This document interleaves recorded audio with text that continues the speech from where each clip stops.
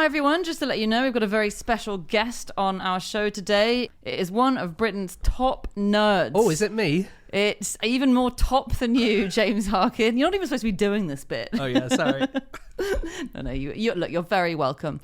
It is Bobby Seagull. He's not only a maths teacher, you might know him from University Challenge, where he came to prominence. He's a TV presenter. He's written a book called The Life-Changing Magic of Numbers, which will change your life. You should definitely get it. And he's also written the Monkman and Seagull quiz book. He's a brilliant guy, full of interesting nerdy facts. He now co-hosts the Maths Appeal podcast, but today he's on ours. Yes, and I'm not on ours, so I'm not even sure why I'm here to be. Oh, I know I am here. I'm here to remind you that we are going on tour in the autumn and in the last day of summer, if this is how you count your seasons. Basically, the 31st of August, we're going to be in Inverness. Then we're going to be in Edinburgh, Aberdeen, Glasgow, and Cardiff. If you're in any of those places, come and watch our show. It's going to be so much fun. Loads of facts, loads of silliness. We just can't wait to be back on tour again. That's right. And even if you don't think that the 1st of September is the first day of autumn, which I don't happen to, if you disagree with James's delineation of the seasons, just come anyway. That's right. It's from the 31st of August to the 13th of September. Go to nosuchthing.com/live. Get your tickets now. On with the show. On with the podcast.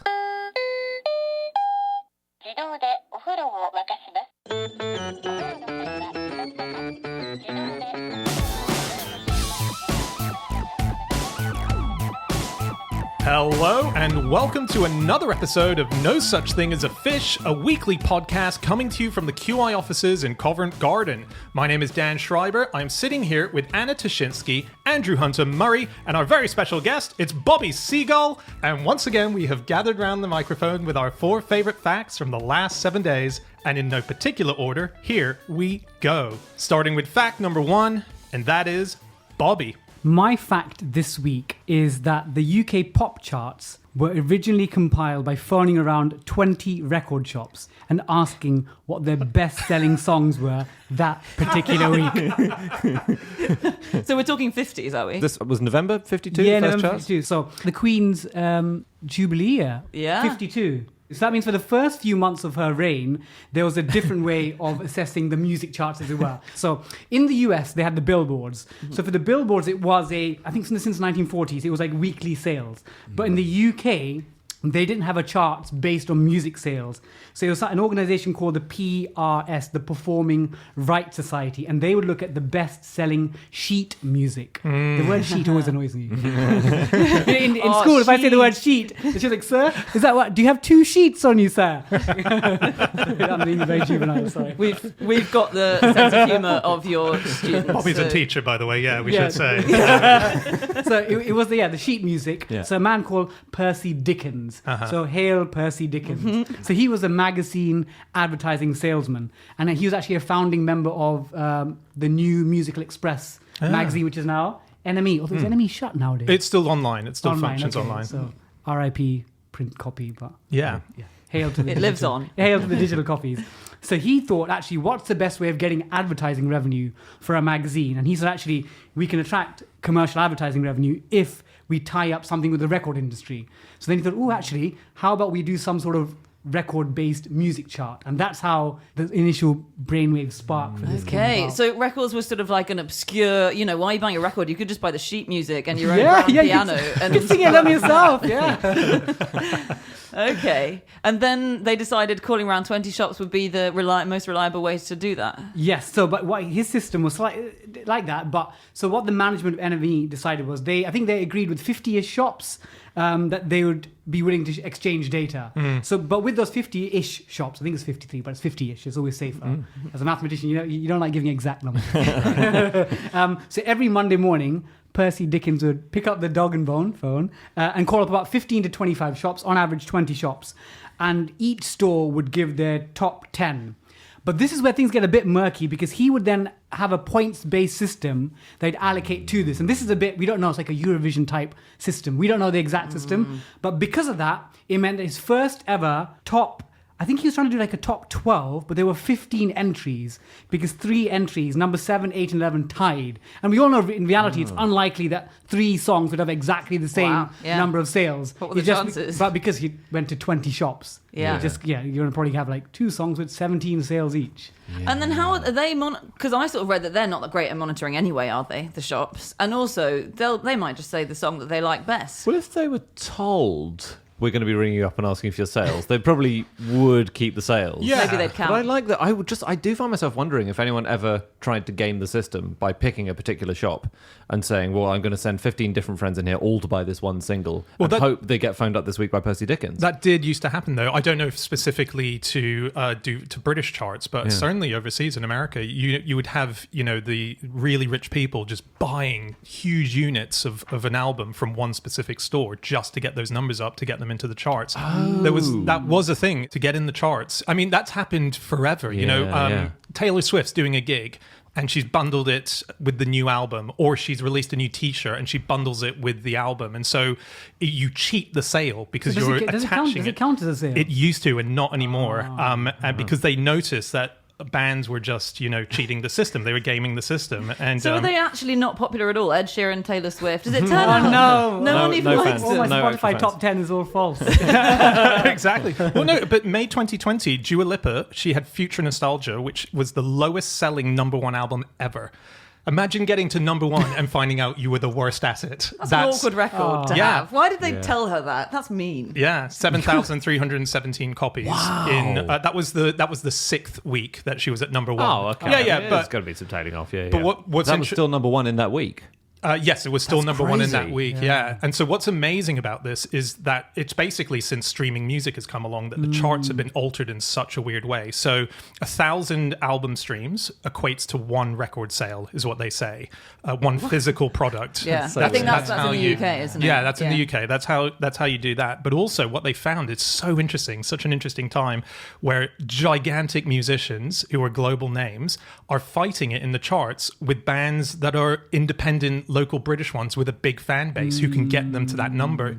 So they're in the charts, but because everyone's streaming the biggies, they're not buying the album. But then the little ones, they've got such hardcore fans who might buy 5 or 6 copies to give to their friends and family. They're making a dent in the charts. Oh, I see. So you mean the bands that only their friends and family are buying it, they buy physical albums, but because that's so rare to do, And they count. that I think they equates to count more 1,000. in the equation as well. So I think for singles charts, like 100 paid streams is 1 sale, and 600 free streams. So the freemium versions is 1 sale. So Yeah, if you okay. pay for your Spotify, iTunes, and you're streaming it, it's 6 times more valuable than someone on a ad-based. Wow. Yeah. Oh, How that's good, interesting. because if I find a song I like, I will often listen to it 600 times. Because That's once, but it's- just buy it once. If you buy it once, it's the same. Oh, To the- You don't have to. nothing chart. You don't have to subject yourself to the 600 listens, and you can just buy it I and don't then want never to. listen No, again. I want to A, save the money, and B, I do really like the songs I like. So I tend to just back to Percy Dickens Yeah. and the first list in 52. Yep. I was reading about the first ever number 1 single, which was called Here in My Heart, and it was by Al Martino. Do you guys read about him? No. No. He was crazy. So I'd never heard of Al Martino before. He was an Italian-American singer and former bricklayer, and he went on to great fame because he was in The Godfather playing a singer called Johnny Fontaine. Oh, yeah. And Johnny Fontaine is the one who leads to someone getting a horse's head in the bed. Yes, that's right. Confession: I've not watched The Godfather. Well, I was there's- told off at a there's a party recently about this. I do know the fact, but I was not. I've not seen The okay. Godfather. Well, it's a very...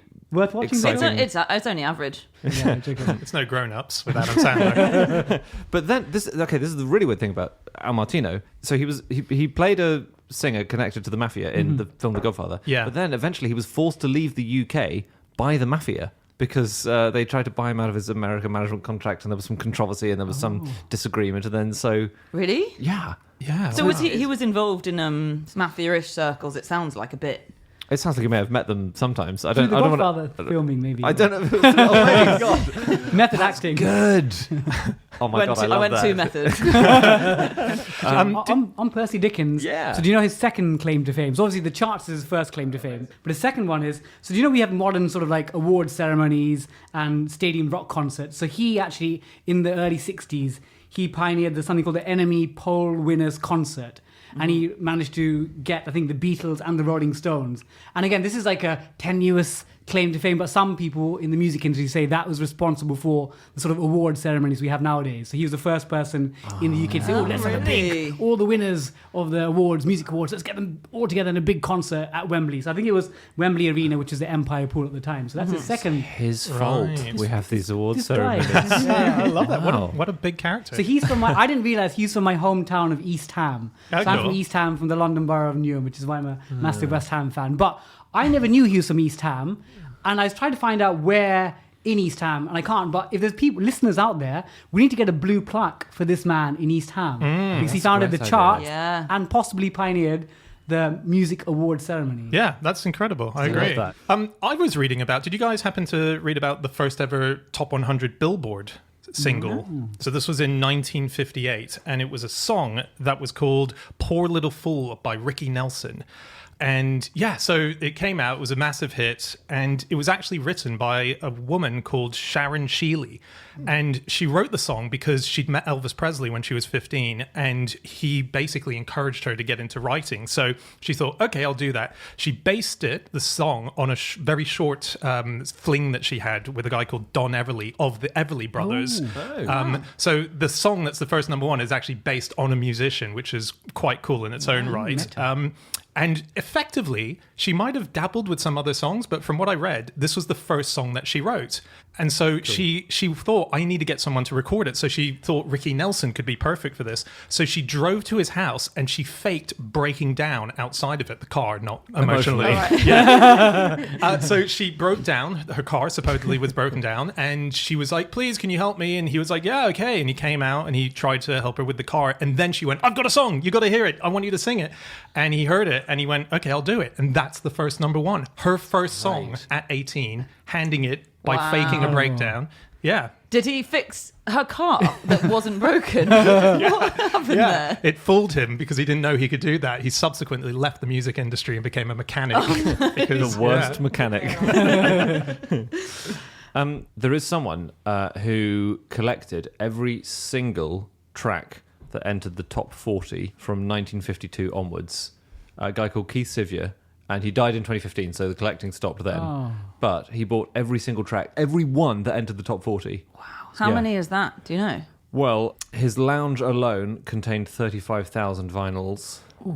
He had and 10,000 CD singles as well. I mean, it was a lot. We think that's cool, but for his kids, every time they went home, you'd have that conversation with your dad. Like, Dad, have you thought about clearing these out? He lived in a normal house in Twickenham. It was not a big place, but it was entirely full of stacked records. Just insane. Wow. But if I was his kids or children or nephews and nieces, I'd feel like a responsibility to continue that from 2015. You can't just like from 52 to 2015. You can't just leave it like right. family tradition. Exactly. I don't think I read a piece about it, and I I don't think anyone in his family was saying, Maybe we'll keep going. In, I know. Yeah. You could be the foster child. Yeah. Can I just tell you something fun about sheet music charts? Yeah. What type of music? Sheet music. Sheet music. How many sheets? This music is sheet. So, Bobby, you mentioned earlier about sheet music being how the charts were compiled before the 50s. And that was how people took in music, basically. They went and bought sheet music, and then I guess they'd have to play it at home or look at it and imagine it being played. And so sheet music publishing and promotion was a huge industry. And you got people who were hired as song pluggers, who would be like demonstrators, who would sit in shops that were selling sheet music, and they'd have to play the music. So someone would say, I want to buy this by so-and-so. And then certain people got their starts in life doing that. Lil Hardin, who was Louis Armstrong's wife, started as a song plugger. Irving Berlin, George Gershwin started as song pluggers. Did they slip their own songs in? Is that how they got big? This is a cracking hit. Yeah. People come up to you in the shop, and do they say, I want to buy a song that goes like this, ba-da, ba-da, ba, and then they play it? No. They could do that. I guess you'd adapt to your customers. So if you came in and, sang the, I don't know, that. They'd say, oh, well, you might like this song. I think, yeah, exactly, like a Spotify algorithm. Well, no, they're more just they're radio. They're just they're live radio. They're just playing the hits, presumably, from the week. Oh, and people say, oh, I like that yeah, one. what's that song you're playing? Yeah. They're like a jukebox. Like a Shazam type of... Yes. Yeah. The original Shazam. Yeah. Yes. But it wasn't just playing. They'd also be paid by the song publishers to do things like they'd go into theatres and in the intervals, they'd be paid to start singing a tune really loudly. Wow. And you'd have to get the whole audience to sing along with you. Cool. Which you have to be quite confident to do that because you risk looking like a psychopath. But yeah, and then people are like, God, I heard that tune at the theatre in the interval recently. I'm going to buy it. Yeah, that's really cool. Yeah. What a clever way. I mean, we should do that. We should go in the intervals at theatre and go, my fact this week!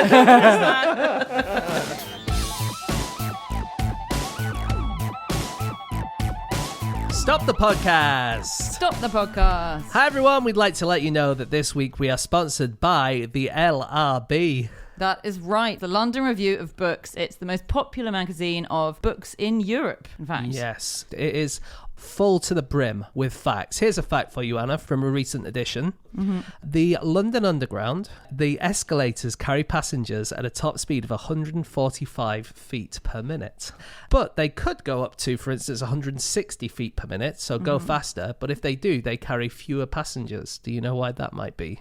Is it because it's harder to get on? It's kind of that. Basically, people pause very timidly at the bottom if it goes too fast. And it means that fewer people alight and fewer people get off. That is so funny. Yeah, it really is excellent. So what I really like about the London Review of Books is that you just have to set aside 10 or 15 minutes to read these articles. They force you to slow down and really think about a subject. It's brilliant writing and it goes into full depth. So it'll really take you out of the headspace that sometimes we're forced into with our, constant clickbaity internet lifestyles. They have amazing writers. You'll get the cream of the crop in terms of writers. Yes, indeed. They're very much the London Underground escalators of book review publications. But if you would like to try 6 issues of the LRB for just £6, and on top of that you get 3 months of online access to an archive of more than 17,000 pieces, then you can go to lrb.me/fish. That's correct. Go to lrb.me/fish and you'll be able to try 6 issues of the LRB for just £6. So you're getting 82% off the cover price. Do it now. On with the podcast. On with the show.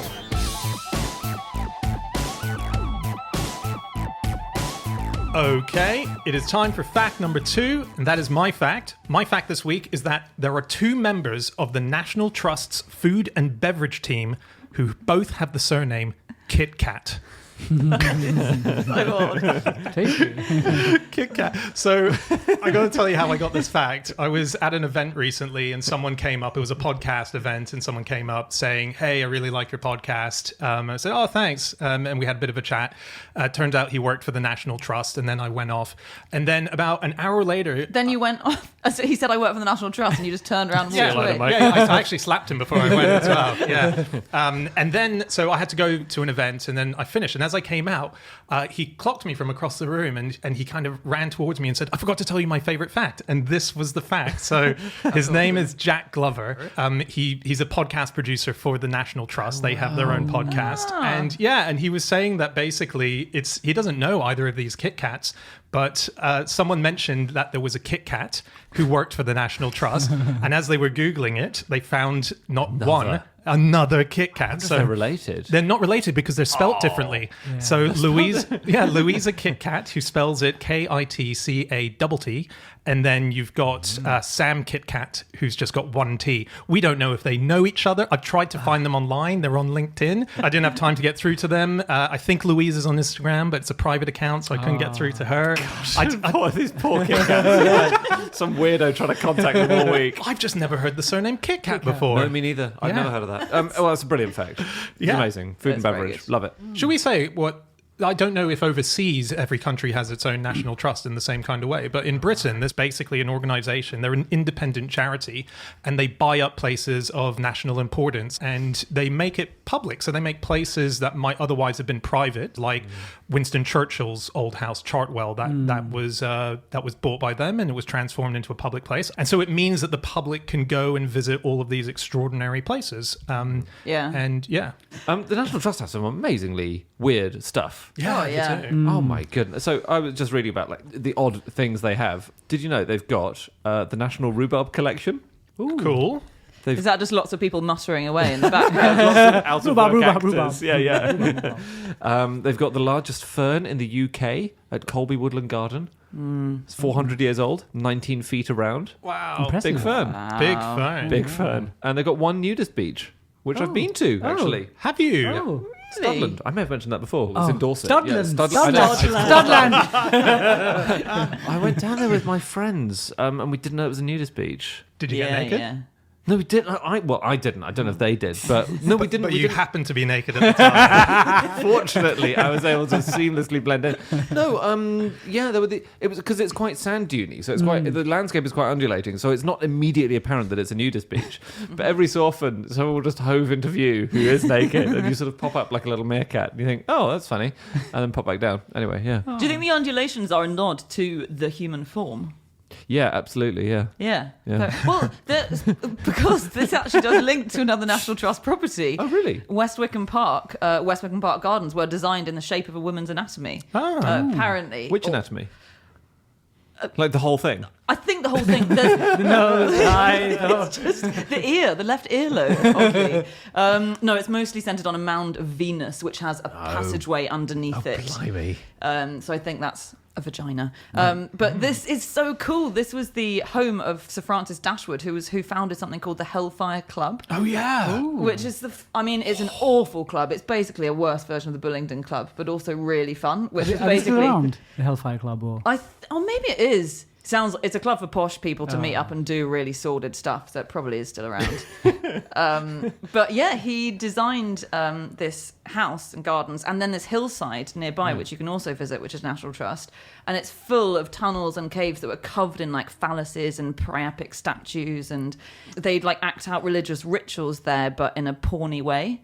And so they'd have nuns, but they'd be sex workers, and they'd be asked to lie down, and then the members of the club would lick holy wine from their navels and stuff like that. But lots of people got involved in it. Ben Franklin paid a visit. Did Ben. Did a bit of navel licking, I'm afraid. Ben? Wow, the Ben, first name terms. Well, Not even My first mate name Ben. terms, abbreviated first name Abbreviated, terms. that's what got me. Benny F. There, yeah. Benny F. Yeah, well, in the club, we refer to each other by Oh, sure, yeah. nicknames. Anyway, after he died, Francis Dashwood, then his heirs called in Capability Brown, the famous garden designer, to remove quite a lot of the more sordid elements of the garden. Wow. But you can still visit. Do you know what the membership, anyone know the membership price for National Trust for a single person? Oh, I For 1 don't. year? I have been a member, so... Well, actually, that was you know, like 8 Benjamin, years how ago. much is that in the States? Benjamin, is that a $100 bill? I think it is. Yes, it is. We call it a Ben, but A yeah. Ben. Yeah. So actually, I think maybe based on it might actually be the price of a Ben. I think it's about £76.80, which might be a Ben. Yeah, Oh, that's- yeah. It's close, yeah. That's a Franklin. Yeah. Does that get you into all of them for Yes, free? for 1 year. £76.80? £76.80 That for has 1 gone year. up a lot Inflation. since I It was a gets you into member. Cost of living for a crisis, year? hello. Yeah. People can't even afford to visit stately homes anymore. I've had to buy cheap wine to lick out of this sex worker's navel. So I was looking at the National Trust website, and they very proudly declare we have 5.37 million members, which is more than Costa Rica. Are they planning like an invasion? Like, we should get your shovels and picks and your membership cards. We should go to Costa Rica. They're quite proud of that. It is. I mean, that is huge. That is really But huge. that's in their website. But I did some further digging. Actually, it's apparently 5.9 million rather than 5.37. So their website's out of date. So in theory, they could be more ambitious. Forget Costa Rica, Denmark or Singapore. They could invade them. National Trust. Which would you go for? Denmark, I think, probably has more historic features that they Easier could to get to take. from Britain as well. You can get that's like the true. Vikings. Yeah. Take back control. Yeah, Denmark. Let's stick There with we Denmark. Yeah. I love. There's one place that Jack was telling me about, who sent me this fact, called Orford Ness, and it's a nature reserve, and they have lots of amazing animals there. They have the white-faced woodland sheep, but they've also got a nuclear bomb. Yeah. Okay. So Is that why the sheep look so pale? it's still there. So basically, Britain detonated an atomic bomb, didn't they, in the 50s, 1952? Yeah, there were a few tests and things like Yeah, that. exactly. We had some tests, and the pre-test was done at this place, Orford Ness.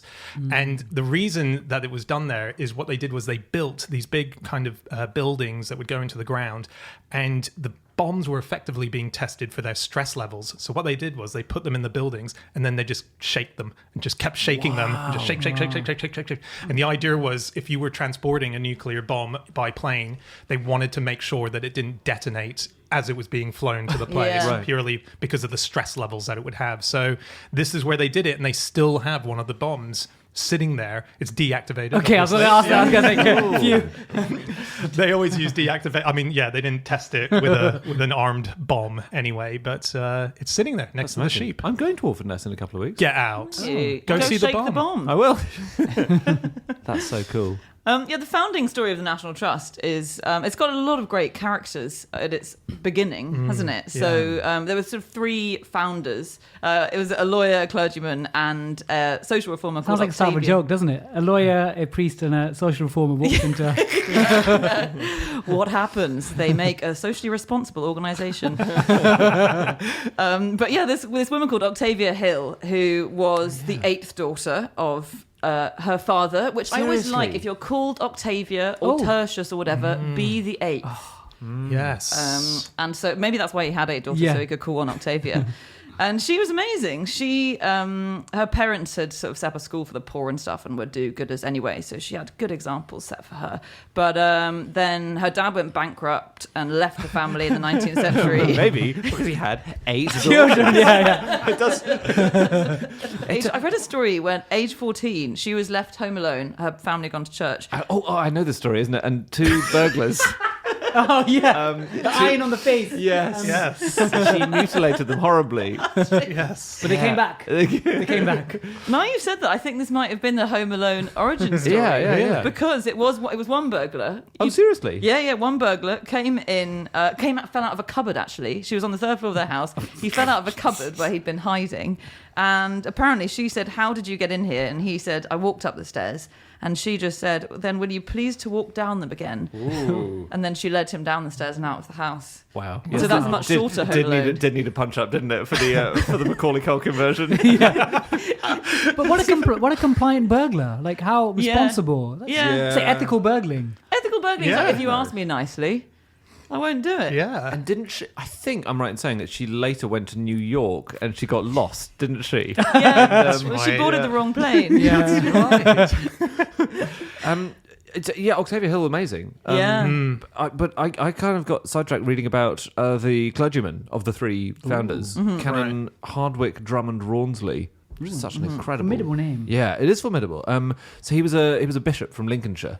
He was described as the most active volcano in Europe by one of his parishioners because he was so energetic, involved, always, coming up with new schemes and committees and plans and projects and papers and all of this, constantly writing and thinking and meeting. But his main interest, as far as I can tell, seems to be building bonfires. Like, he had this huge passion about bonfires. So there was a Diamond Jubilee for Queen Victoria in 1897, I guess it would have been. 60. Right. And he was the head of something called the National Bonfire Committee. He basically spent his whole time suggesting huge bonfires at any opportunity, any national opportunity. So when the First World War ended, 1919, they had huge bonfires everywhere. Coronation in 1911, huge bonfires. Sounds how many National Trust properties did he burn down in the course of trying to It's found just the organisation? amazing. Like, there are these huge towers of wood. Like, the Coronation ones in 1911 are so impressively massive, and he organised 2,200 of them across the entire country. Like, it was a mega theme of his life. Really? Yeah. We should have like a bonfire czar, national bonfire czar. Oh, that's such a good That's an idea. awesome idea. Because we just had the Jubilee and there were lots of exactly. They should have beacons. been- But they were tiny compared with these things. I mean, I don't know. We're making cuts to the civil service. I'm not sure we've got where the bonfires are in Boris's vision.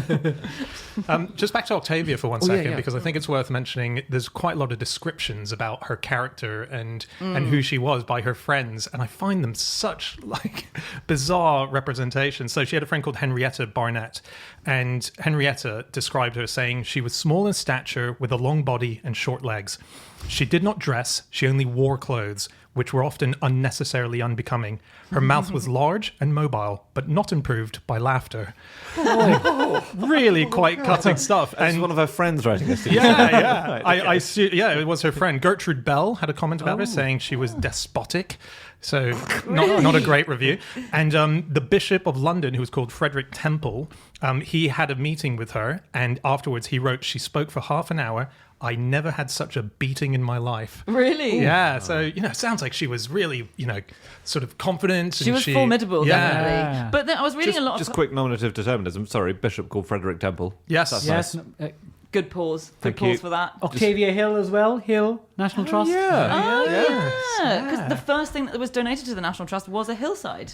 Really? Yeah. By someone called Fanny Talbot. One of the lawyer that was one of the trio was Robert Hunter. He's a lawyer. Lawyers are like hunters. They like find their... You stretched it too far, Bobby. I'm sorry. That's one, two. It's okay. You're new to the show. It's fine. You'll find your feet. You've lost everyone. Beatrix Potter too. I'm sure you guys came across this. Yeah. What did you just say? Beatrix Potter. Well, was her... I'm sure you guys came across. Beatrix. Are you pronouncing her name in a really odd way? Beatrix God, Potter. oh So God, I've so- said it all my life. what Is is it? Beatrix I Potter. say Beatrix Potter. Beatrix. Yes, Beatrix. What did you say? Beatrix. Oh, like beetroot. Yeah, I guess. People are going to have an absolute field day with that. Yeah, well, get over it, guys. I say Beatrix. Sorry, go on. Christ. She donated so much to the National Trust. She donated 4,000 acres. After the success of Yeah. Jemima Puddle Duck and Mr. Jeremy Fisher and all of that, she just devoted her time to breeding sheep. Sorry, Puddle Duck? Oh God, how are you meant to pronounce it? Well, no, it's just another... Jemima Puddle Duck, yeah? Do you not know Jemima Puddle Duck? No. Right. Oh, that's a character. That's a character within the 19th century reformer. Prison reforms, founder particularly. of the National Trust, I thought we were saying. She advocated, I think, for free bread for everybody. Puddle Duck. Yeah. near like watering holes. In particular. Oh, come on, who gives a duck a surname? That's unfair. Oh my God.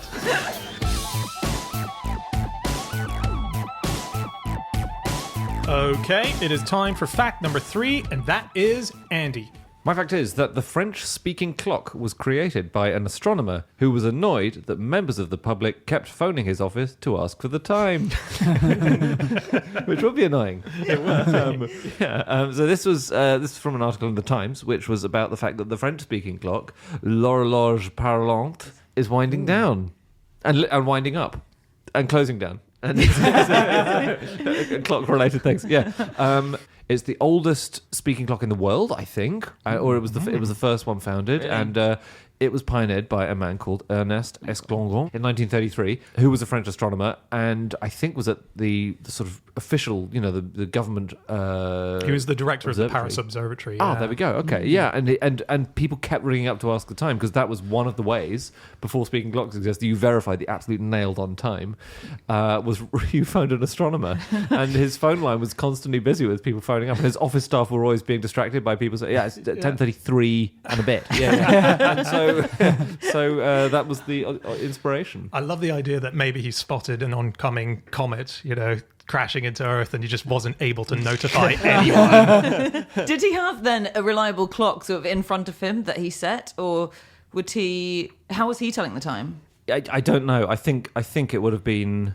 That's where the official timekeeping device for the country was kept. That's where it started. I think the Paris Observatory was where it was. Yeah. Much like the way that Greenwich were the official stewards of, official time. Because there was huge rivalry, time-wise, between Britain and France. It's the main beef between us, almost to this day. I would say it wasn't there. It was like, where's official time gonna rest?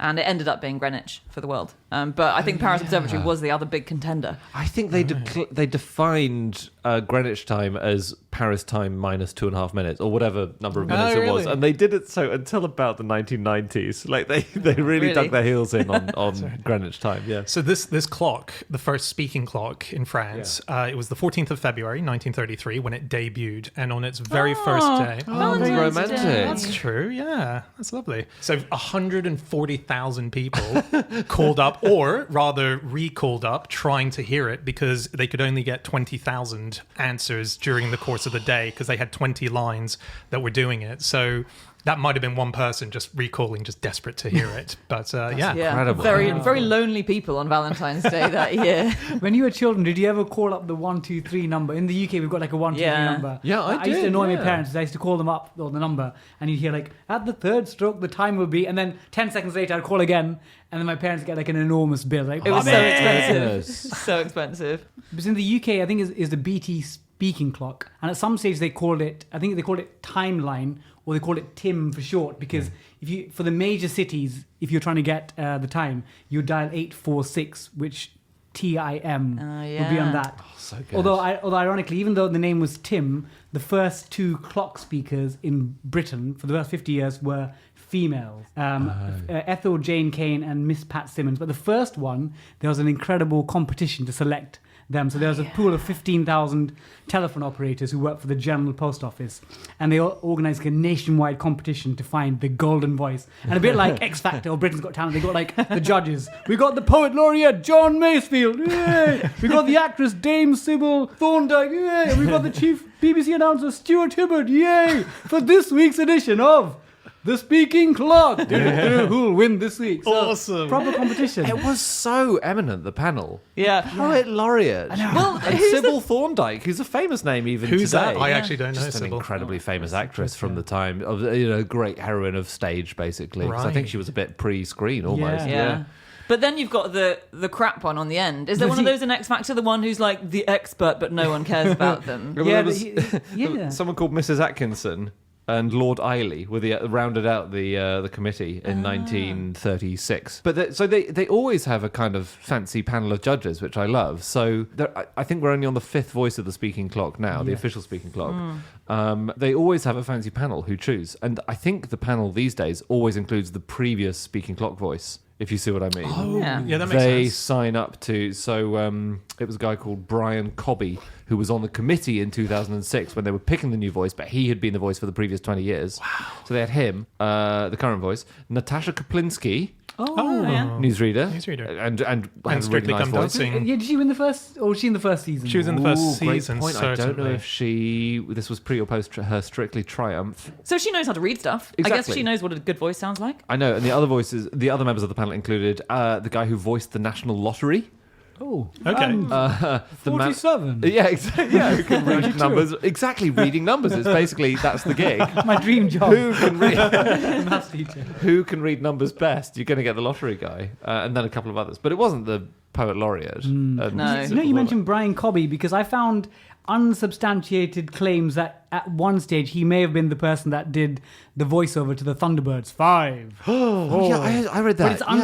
But I think the Thunderbirds, the main creator says it wasn't him, but Brian Cobby claims it was him. Ooh, Interesting. Wow. Okay, controversy. what's I didn't find happened that. there? Yeah. It's quite a strange thing to claim if it wasn't you, isn't it? Well, you might think it, like, Brian Blessed claims that he was the voice of Tarzan's when Johnny Weissmuller couldn't do it anymore. Yeah, okay. But Right. is that true? I don't know. Is it a Brian thing? Brian's just make up random shit about themselves. When Cobby recorded his script, so he started in 1985. I really like this. So you don't have to do 24 hours, obviously. You just there's a limited number of numbers that you have to record, and there are something like 86 different prompts. But you have to record, for about an hour, I think. Oh, okay. But the script that Cobby recorded was about 33 pages with various different things on it, that you have to. But amazingly, they spent a while in this recording studio. They sent him home, and then they had to summon him back because they forgot to record the O clock. Oh, You only need that once, okay. but Then you have to. it is important. It is. It's an Right. important, yeah. You need it for the beats because when it's on the hour, because One usually it'll be, o'clock. it's 1 and 24 minutes. But Oh, if yeah. it's, you know, Do they you say need precisely at that when it's like a round time? Yeah, exactly. Yes. They do. Yeah, yeah. 2 o'clock precisely. precisely. Yeah. Yes, precisely. That's what Precisely. everyone loved about the first reader was her precisely. Oh, really? Oh, really? Yeah, that was Ethel the Cain? the famous word, her most famous word. Can I ask, did they like it because it sounded quite sexy? Is that what you were trying Dan, to... get your brain out of the gutter. Just curious. Like, sometimes people with sexy accents, can make any word sound sexy. I'm sure there were people on Valentine's Day who did ring up, with, I don't know, cock in hand. to try and- Although I do like the use I of don't the know word where that sexy. came from. I do like the use of the word sexy for time because time is based on base 60 Oh. and sexygesimal is the Oh, is the word. that's So so that is very sexy. You need a sexy voice. Sexy time. Yeah, yeah. And that's the joke you were making, wasn't it? Exactly. going there. I knew that we had a mathematician in. I thought, I'm just going to leave that. Ethel Cain, she had a speech impediment, which they didn't notice when they were recording it. She had a slight speech impediment. She whistled a bit at the end of each word. And they, It's 2 o'clock. And that's where the cuckoo clock comes from. yeah, but they didn't notice in the recording, so it must have been quite slight. And then they decided, because the clock ran on these beautiful glass discs. I have read about it. I don't understand fully the mechanism they used, but they had to take the glass discs out of the machine and edit them, and it took about a year to fix this Oh, to get rid of the whistle. very Wow. minor No thing. way. Yeah. way. She can say the word precisely. Precisely. Is that the word? Precisely. Precisely, yeah. Down at the other end of the Sexy line. So in the 1970s, I think 1971, the UK experienced decimalization. So we lost the imperial system. Not lost, we had imperial with the decimals as well. But in 1975... Not for much longer, though. Not for, Thank yeah, God. yeah. Oh, I missed don't my know. ounces and Yeah. my miles and Farthings. farthings. Hogs Penny heads. farthings. So in 1975, in a Northern Ireland BBC program called Scene Around 6, they had a newscast, and it started off saying, "It looks a lot more frightening than it actually is, but the government's preparing people for the phased introduction of the decimalization of time. You'll need to get dual standard timepieces. There'll be 100 seconds to a minute, 100 minutes to the hour, 20 hours per day." But it was the 1st of April, 1975. Oh, God. So good. Meanies, those meanies at the BBC. They Yeah. said, it'll take 10 years for this to come through, so don't panic right now. Yes. Wow. I mean, that's brilliant. Do we know if people believed it? It was a BBC broadcast, the Scene Around 6, so people would. I thought the French government actually did something similar with the calendar, didn't they? The French Revolutionary calendar had They 10 wanted months in to. it. Yeah. I yeah. think they might have even tried. Well, they did and- an April 1st. No, it wasn't an April 1st thing. It was just do this or you get your head chopped off thing. Napoleon loved a joke. What if the French Revolution was just an April Fool's that got badly out of hand? Guys, we were joking. What if there was no king? I didn't say no king, I said joking. God. The people who do the speaking clock, just quickly on that, sorry, Yeah. back to my obsession, Brian Cobby, who I love. Bizarrely, 2 out of the 5 of them have been from Hove. Hey. I'm not suggesting any conspiracy or anything like that, but I just find that quite weird. They always have loads of finalists, by the way. The last time they did it, there were 15 finalists, which is so many for the judges to listen to. But when Brian Cobby got the job, the runner-up was a lady from Lowestoft, and she got the consolation prize. Can you guess what the consolation prize for this specific job would be? Doing the London Underground announcement? Not bad, very close. That's good. Oh, doing like a Sainsbury's announcement, sort of aisle 6 needs very replenishing. close, very close. Okay, I'll tell you. She got this. You will all have heard this. The runner-up became the voice of "The number you have called has not been recognised." Yeah. Hey. That is... Oh my God! And Second prize. the most terrifying words you can ever hear as a child. Was she the person who did the when he did 1471 as well? Oh, I don't know. Because I What think you that- were called today at Yeah. 17:22. Oh, I think you might. It is a similar voice. I think it might be. I her. think it might be because I always found that the most terrifying thing was Really, I found it quite sexy. What to have had? Oh God, Dan. Did you have this in Australia? When you did 1471, if someone called, you're alone in the house, you're Yeah. 12. And usually it'd be, you were called today by this number. And then 1 in 10 times it would go, you were called today at 1700 hours. The caller withheld their number. Why would they do such a thing? Terrifying. Look in the cupboard on the third. Yeah, yeah. The ethical burglars will be fine. I was just generally looking into interesting clocks, not just speaking clocks. Okay. Can I give you a couple of interesting normal clocks? Are they sexy clocks to go with this new facet of your personality? I'll let you be the judge. Oh, God. I'll let you be the judge. No, I was reading that Windsor Castle, so on the Queen's staff, is an actual clockman who goes around every single day checking out all of the clocks within the Windsor estate, which is up to 400. There's 250 clocks within the castle itself. If he looks at his, pedometer, he gets 16,000 steps in every single day. Yeah, and the clocks there are absolutely amazing. So there's your normal clocks, but you've got historical clocks, right? So my favorite one is that there was a clock that was made by Charles Clay in 1740, and it plays melodies by the composer Handel. And 4 of the songs that it plays were composed specifically by Handel for this clock. No. So they're original cool. pieces. They worked in collaboration, and I think they made a few of these that went out to different royal families all through Europe. And it's just an extraordinary thing that has pipes underneath it and so on that plays out super cool. the tunes. And they have all sorts of clocks like this that have historical relevance within the castle itself. Yeah. Can I tell you one more weird Yeah. time? It's actually not a time thing. It's just a weird disembodied speaking voice thing, which is an innovation in Tokyo. It's a toilet that has just been launched in Tokyo where you don't need to touch anything. Because it's like, How do you wipe your bum? What? Okay, you might need to touch one thing. Just stand and just sort of pulleys and pumps come.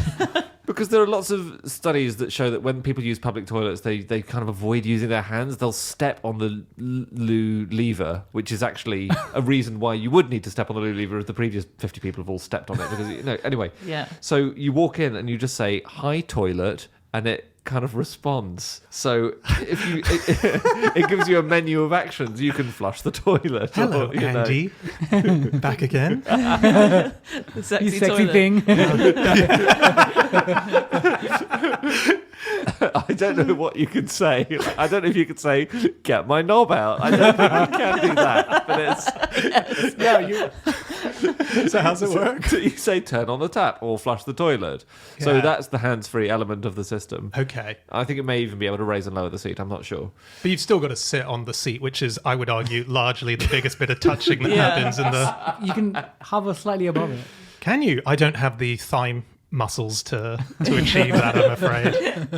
You lay the loo roll down on the seat. I cover the whole thing. But you can in do toilet both. You paper. can lay it and hover. Oh, Wow. So you're like doubly protected. Double safe. Well, I mean, we have those anyway. We have toilets which are so irritating. Voice activated ones. No, but as in we have the non-touch version, which I hate, which is the ones where when you stand up, they flush of their own accord. Oh, yeah. So, sometimes you'll just stand up to turn around a bit to wipe your bum or whatever, or to hang up your coat halfway through a wee, and then it flushes itself. Midway, I'm just gonna hold this in, take my coat off. It's good Hang it up. practice. It's like clench those muscles. Where is this at home? Where are you hanging it? Are you going out the toilet to the It's in the neighbour's hanger house, in the hall? actually.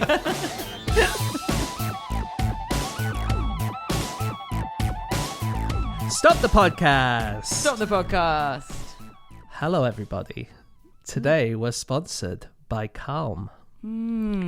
Calm, or calm, if you pronounce it like a normal human being, is the app that will really calm you down, reduce... Yes, it will, Anna. Oh, it will Jesus. really calm you down. What are you doing? If you get people who yell at you all the time, this is the kind of thing you can get to relax, to meditate, to be mindful. Are you trying to freak out our listeners so they're all forced to subscribe to this?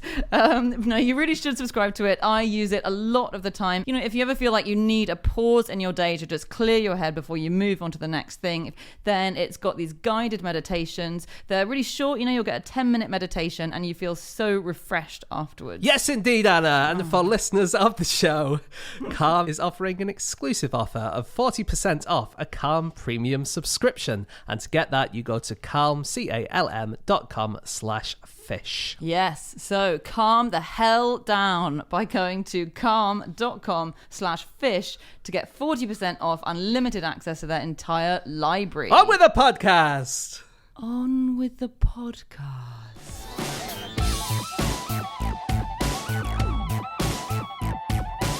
Okay, it is time for our final fact of the show, and that is Anna. My fact this week is that Spain's gold reserves can only be accessed via drawbridge. It's very cool. And they have a dragon as well, don't they? Yeah, they at do. the other end of the drawbridge. And a trumpeter, like. This is most of Spain's gold, which is in Bank of Spain vault in Madrid, and it's very well protected, as a lot of gold reserves are. But it's such a cool setup. So to get to the gold reserves, you have to penetrate 3 massive steel doors, and they weigh, like, the first door weighs 16 tons, which is about 8 hippos worth. And also they fit so well, so when the door closes, it fits so tightly that, according to the bank, even if like a tiny bit of fluff got in there, it would sense it and would not be able to close. It would say, you've got to get rid of that fluff. Anyway, once you've got through these doors, then you go down a 35-meter elevator shaft underground, and you're let out. I think you walk through a tunnel, and then you've got to cross a drawbridge. So a drawbridge has to be let down over a moat. It's not a moat, it's just a ditch. And I think it's about 3 or 4 meters drop. Yeah. Okay. But I struggled to find, there are, like, obviously pictures are quite limited with this kind of thing. They're quite secretive about it. And once you've got through the retractable drawbridge, you've got the gold. No, there's another door, isn't there? Oh, then there is another door, one of the last doors. Yeah. And there's 2 people standing outside telling you a riddle, and you need to... But I love the way because they have it's not just a ditch, they have a mechanism for filling that ditch with water. Yeah. So the entire vault is obviously under the city surface, but it's there's a subterranean canal which flows along beneath the city, and then the vault is beneath that. And so if they need to flood it at any point, they just divert a bit of the subterranean canal, which will then slosh down into the drawbridge area and then completely flood that, so that there's no way of getting in or out. Unless you're a fish. Unless you're a fish. Unless you're a fish. A trained fish. A goldfish. Yeah. very Yeah. nice. Yeah. Got to watch out for them. Is it possible that this is just all made up? It's just in someone's back garden, isn't it? Yeah, In it's the shed. just a tiny, like a hotel safe, with just 4 punched numbers in. Like, have they just created a myth so that we think, whoa, it's like Area 51? Those are impossible, the hotel safes, I find, to get into. I have a curious knack of like locking myself out before I've put any of my stuff in the safe. I have to call someone at reception. It's a whole thing. What do you put your stuff in the hotel safe? You paranoid android. Yeah, of course I do. Do you? Passport, money belt, traveller's checks, fanny pack. Actually, while you're talking about those locks, can I just, as a mathematician, raise a bugbear about terminology? So you know these locks, bicycle locks. What do you call them? The I call it combination lock. Yeah, combination. lock. Yeah. So if imagine the combination was 1984, like the Orwell book. My birth year. Oh, Orwell's book. Yeah. But A dystopian year in many ways. but imagine you put 1948. Would it unlock it? Ooh, Terry Pratchett's birth No. year. Oh my god! Why would it not unlock it? And just like a maths lesson here. Why would it not? Because it's in the wrong order. Yeah, correct. Mathematically, 1984 and 1948 are the same combination, because combination is just a set of numbers or letters in any order. The word when they're in the precise order, in the precise numbers, it's a permutation. So actually, it should be called a bloody permutation lock. It's bugged me for years. Wow. Well, I'm so glad you've had a chance to air it, and now we'll all call them permutation locks. That is because James calls a single panini a panino, and he is going to be absolutely thrilled to hear that it's a permutation lock. This is great. I really want to set James up in some way, like expose him to a combination lock, get him to refer to it as a combination lock. Okay, one of us next week picks a combination lock. Fact, yes. Don't say that. Take him down right at the top. Sorry, Bobby. That's Sorry. so good. That's so good. That's great. This bank vault door, the armoured door in the Madrid vault, there's Yes. one extra thing about it, which is that it's constantly covered with a thin layer of Vaseline. Just in case you got a bit Just- excited. Just in Wait, case is that a talking vault? Sexy in talking. case Dan turns up with his robbery tools in one hand. Did you get the gold? Actually, I got a bit distracted. But it stops it rusting because it's made of steel but not stainless steel, and so it constantly has to be very slightly protected from rusting. So someone's job is to apply Vaseline? There must be like basically a vault goblin who has a huge tub of Vaseline just left down there all the time. Every day. Smoothest hands on earth. Welcome.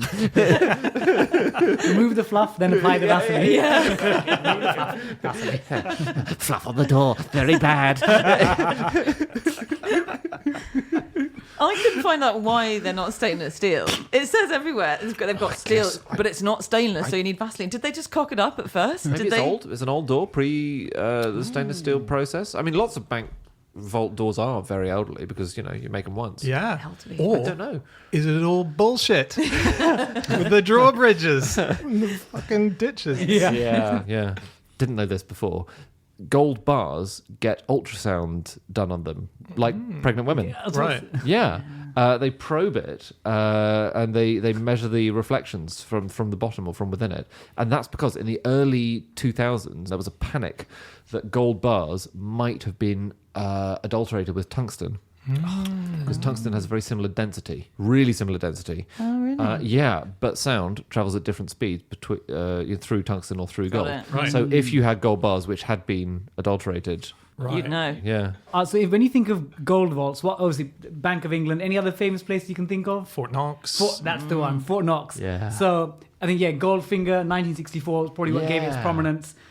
People think it has up to half of the American gold reserves. Wait, sorry, was that was the Bond plotline for that movie? Yes, Fort Yeah. Knox. Right. Yeah. So obviously conspiracy theorists again like, oh, there's no Fort Knox. There's nothing inside there. There's just like Vaseline and fluff. But so presidents were actually denied access to Fort Knox, apart from one president. Do you know which one? First half of the 20th century. Often known by three initials. Okay. Oh, FDR. no, LBJ. FDR, yeah, Franklin Delano Roosevelt. So in 1943, he's the only U.S. president to have visited Fort Knox. Really? Because he was concerned that it wasn't secure enough to be protected from foreign invasion if the worst happened in World War II. So he is the only really? president that we know has visited Are it. they allowed to keep presidents out? I thought the president could basically go wherever he liked. They're not given access to it. But yeah, he's. Wow. I think maybe if they said Barack Obama or Trump, I want to see Fort Knox, probably. But he's the only one that we know. That's Yeah. amazing. But what's even more fascinating is in World War II, they were worried about bombs falling in Washington, D.C. So actually they moved things like the originals of the Constitution, the Bill of Rights, and the Declaration of Independence to Fort Knox. But even like Winston Churchill got on the act. So our Magna Carta was moved in so for international Magna Carta is like the UK version of the Bill of Rights, 1215. They moved that to Fort Knox. Did in they? 1939. Because I know we moved our gold to Canada, which I hadn't realised, which seems like a huge undertaking in the Second World War. But we sent it to Canada, and so the Bank of England vault became a canteen in the Second World War. I've been to the Bank of England canteen. Have you? you? Cool. Hang on. So is that It's not still the vault has been turned back into a vault. It's is not that still back into a vault canteen. now? So have you been to the Oh, the vault actual that was a canteen. canteen? I just went to the actual canteen twice. You've had a sandwich at your local branch of Very good Lloyd's. They're like, why have you brought all this Vaseline? What's going on? The Bank of England vault key is 3 feet long. Yeah, that's pretty Yeah. cool. That It's is great, isn't it? Yeah. It's real old school. That's And is it- dragon and moat style stuff. But is it mainly like a It's mainly shaft. javelin stick with one thing at the end, or is it all the way down? Does It's it have- not notched all the way along. Yeah, it's not notched all the way along. That would be amazing. Yeah, that would be really good. That's really funny. Yeah. I think it's pretty remarkable, by the way, that the Bank of England, which is in central London, Bank Station is right next to it if you get on the Underground line. In fact, the actual tunnel itself has to take a bend.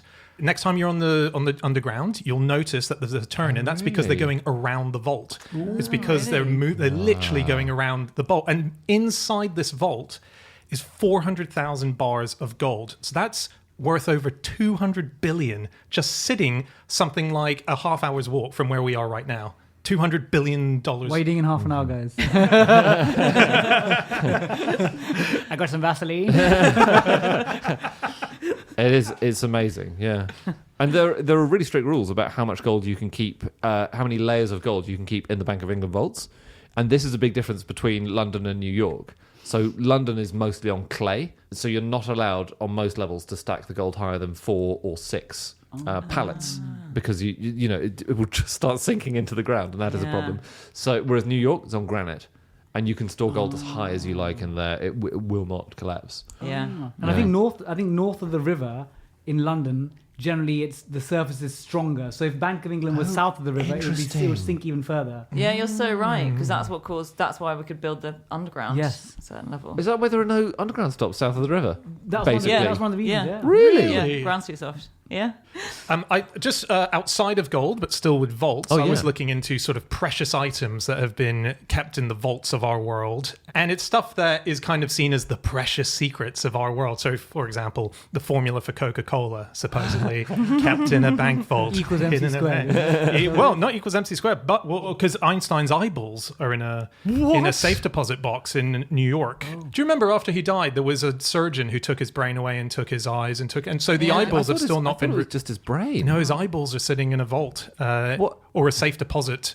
They must in be a bank. preserved slightly. They can't just be loose in a box. I think they're probably in formaldehyde, sitting in a little beaker. I imagine. I didn't know. Was that because they had to get the brain out the eye sockets? Do you think? They had to remove the doors first. I think once you're just collecting bits of him, you might as well grab him while you're there, right? It's, That's so creepy. Yeah, it is creepy. Dr. Pepper, the formula for Dr. Pepper, that's sitting in a vault somewhere. The secret ingredients of how you make WD-40 are sitting in a vault. And they were moved once, which was on the product's 50th birthday. The guy who took it was the CEO, Gary Ridge, who rode on a horse through Times Square while wearing a suit of armor and holding the secret ingredients to WD-40. Yeah. Before you reach the drawbridge, yeah. That's incredible. But it wouldn't have been possible to rob him actually on that occasion because he'd been so thoroughly lubricated in the armor that robbers would just slide off.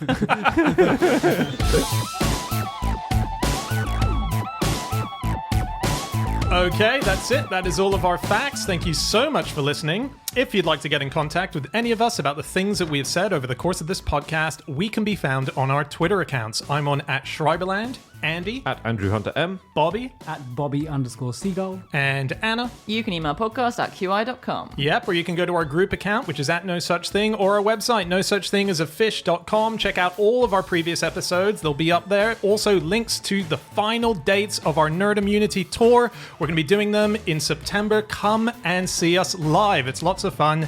But if you can't, we'll be back here with another episode next week, and we'll see you then. Goodbye.